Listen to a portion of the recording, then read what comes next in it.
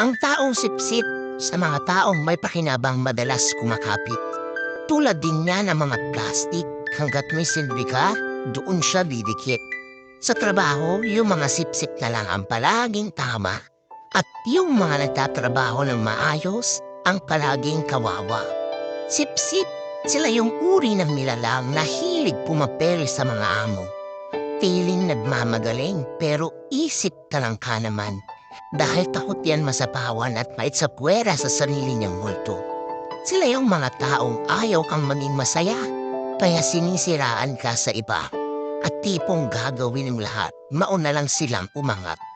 Kaya lagi mong tatandaan na huwag kang manhira ng iba para lang umangat ka. Dahil kahit ano pang pagpapaba mo ang gawin mo sa sarili mo, sisingaw at sisingaw pa rin ang basurang ugali mo.